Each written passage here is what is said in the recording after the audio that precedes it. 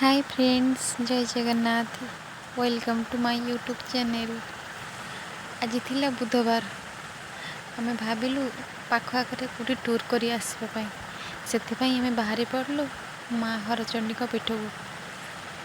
आमे बाइक रे आमे भाई भौणी मिसिकी भाई भौणी और मो हजबैंड मो झील आम समस्ते मिसिकी बाहरी पड़लु हरचंडी माँ हरचंडी पीठ को।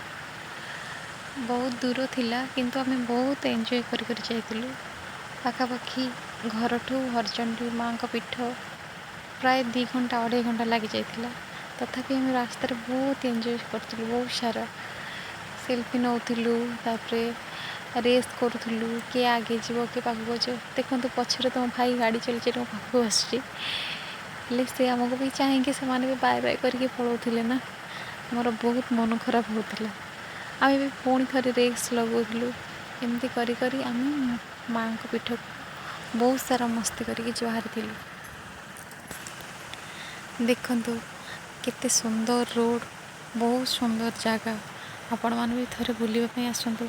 आपन बहुत सुंदर लगे, बहुत मजा लगे। आम कौटी भी आम कि खाई ना हो, सका भी किसी भी खाई ना हो। आम केत माँ को देखू से बहुत इंटरेस्ट थी। मो झी तो बहुत इंटरेस्ट थी। तार टिके सेल्फी नबार इच्छा ना, तो से जीव देखा थाए। कि मोर मत बहुत भल लगे सेल्फी नापी। जेकोसी जगार गले न्यू न्यू जगार लोकेशन देखापी बहुत भल लगे। मुझे कहती जल्दी जल्दी गाड़ी चलाओ। बहुत सारा टाइम स्पेंड कलापर प्राय आम पाखापाखि हो आसलु। मो हजबैंड को मुँह देखापी कहली, किंतु से कहले गाड़ी चलला बेले बार बार एपटे देखिले भल नुहे ना, आगुरी भी गाड़ी आसुची। मुझे एका एका मो निजर फोटो उठू थाए। प्लस भाई भाई भी आसता है पछे, तार भी गोटे गोटे सेल्फी नहीं जाता है। से भी बहुत रेस करता। फाइनाली आम माँ हरचंडी पीठ पहुँची गलु। सेठारे मो माँ मो भाई भौणी समस्ते बुलवाक गलु। देखु आप देखु केते सुंदर व्यू, केते सुंदर व्यू। आपण मैंने एठिक आसिले मन हम जमी स्वर्ग को गला भली लगुच। एते सुंदर जगह, बहुत लोग आसुचंती। देखंतु केते सुंदर मंदिर।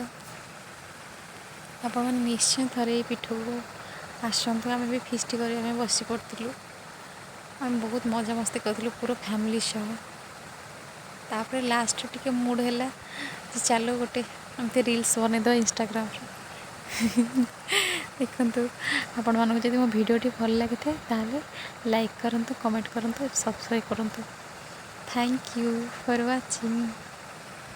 Bye bye.